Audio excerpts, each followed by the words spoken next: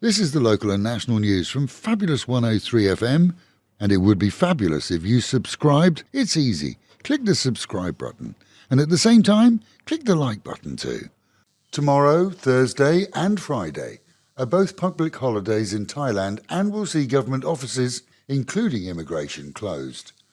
The celebration in honour of the coronation of His Majesty the King of Thailand is boosted by an extra day on Friday, and as such will generate a 4-day holiday weekend for most Thais.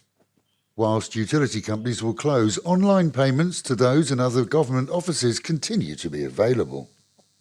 The inquiry into the multiple killings allegedly carried out by Thailand's Cyanide Sarah has expanded this week to an application for a warrant to search a Bangkok company that may have supplied the drug to her, that drug which was later used to poison her victims. This, as other inquiries investigate the so far unnamed police officer who may or may not be implicated. Cyanide Sarah, real name Sarah Rat, is accused of poisoning victims on multiple occasions in order to avoid repayment of personal loans and remains in police custody. Meanwhile, at home and in Pattaya for hours, the Indian husband and Thai wife who allegedly organised a tour trip for Indians to an illegal set-up casino in Pattaya were questioned by police. Their task to establish whether the duo really funded this themselves or if there's a major backer behind them. Either way, a serious part of the investigation are claims regarding the payment of 2 million baht to officials to look the other way as they entertained close to 100 Indian gamblers in a Soi 4 Patumnak hotel. They're netting a massive amount of money after importing all types of gambling paraphernalia.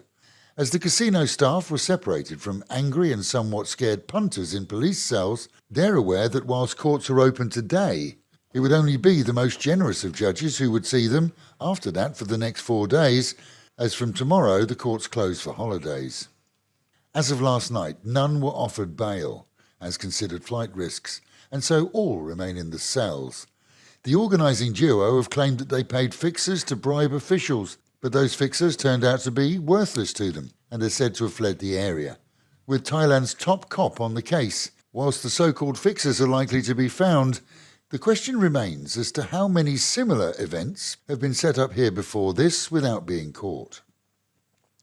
With the Pattaya region claiming to be the place to be, and it probably is, the issue now is how to get there, as roadworks in many cases seem to be frozen in time. For close to 3 weeks, major and minor streets have remained untouched, in many cases by construction teams, leaving site work open, untouched and unlit to warn of the dangers.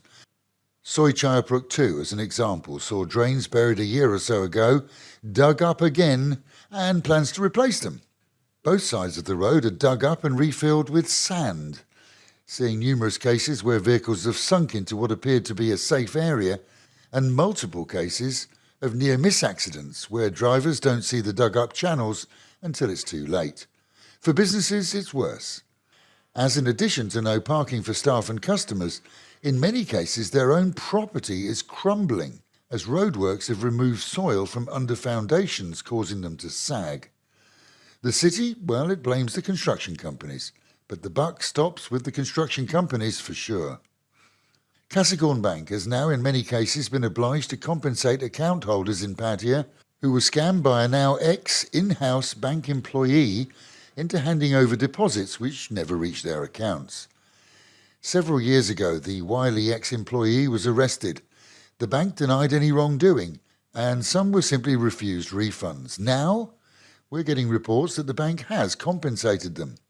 The scam, which is virtually impossible for a single employee to have carried out alone, has never been attributed to other members of staff. And as the Met Office warns that temperatures are going to rise considerably from tomorrow, and we could see heady temperatures of around 35 to 37 by the weekend.